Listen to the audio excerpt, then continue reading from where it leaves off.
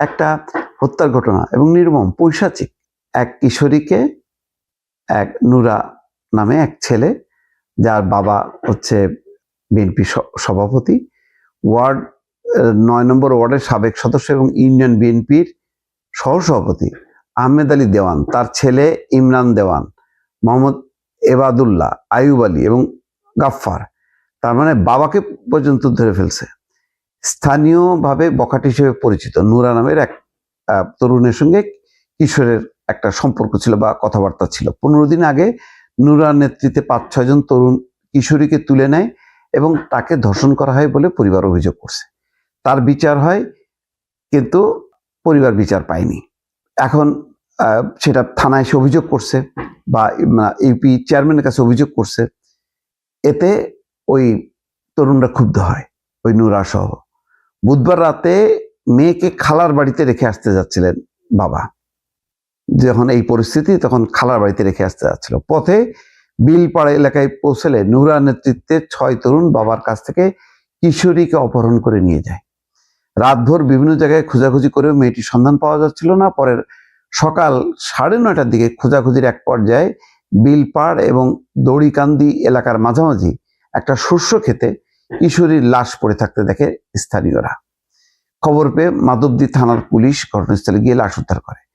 কিশোরীর পরিবারের সদস্যদের অভিযোগ, ধর্ষণের বিচারের দায়িত্ব নিয়ে আহমেদ আলী দেওয়ান অপরাধীদের সঙ্গে রফাদফা করে মোটা অঙ্কের অর্থ আত্মসাৎ করেন এবং কোনো বিচার না করেই ঘটনাটি ধামাচাপা দেন। পাশাপাশি কিশোরীর পরিবারকে গ্রাম ছেড়ে চলে যেতে চাপ দেন। বিচার না হয় অপরাধীরা আরো বেপরোয়া হয়ে ওঠে। এর জেরে গত বুধবার রাতে বাবার সামনে থেকে কিশোরীকে অপহরণ করে শস্য খেতে নিয়ে হত্যা করে। তো যাক, ঘটনাটা এই পর্যন্তই। তারপর খায়রুল কবির খোকন এমপি লিখছেন, এই জঘন্য হত্যাকাণ্ডের সকল অপরাধীকে গ্রেপ্তারের মাধ্যমে নিহত কিশোরীর পরিবারের জন্য ন্যায় বিচার নিশ্চিত করা হবে। এর জন্য আমার সাধ্যের সবটুকু করব। একজন অপরাধীকেও ছাড় দেওয়া হবে না। তো হয়েছে নির্মম পৈশাচিক একটা ঘটনা, নিন্দনীয় অপরাধ। সেখানকার লোকাল এমপি খায়রুল কবির খোকন লিখছে, এর মধ্যে এই যে হাত ঢুকানো, কথায় কথায় ঘটনাটা আমি কখন হাত ঢুকাবো? যখন দেখবো যে না, এটার ব্যাপারে প্রশাসন, পুলিশ নির্বিকার আছে, নিশ্চুপ আছে। তো ঘটনার পরপরই তো পুলিশ অ্যাক্টিভ হয়ে তাকে অ্যারেস্ট করছে, এখন আইনে সোপর্দ করছে। এর মধ্যে এই ফায়দা তোলার কি হলো, আমি এটা বুঝলাম না। সবকিছুতেই যদি এইভাবে হাত ঢুকানো হয়, এটা হলো কি একটা ওই যে বলে না যে বিরোধিতার জন্য বিরোধিতা। তখন সত্যিকার যখন বিরোধিতা করা লাগবে, তখন কিন্তু আর ওই বিরোধিতাকে জনগণ আর দাম দেবে না। তো সুতরাং একটু বুঝে সুঝে হাত দেওয়া দরকার।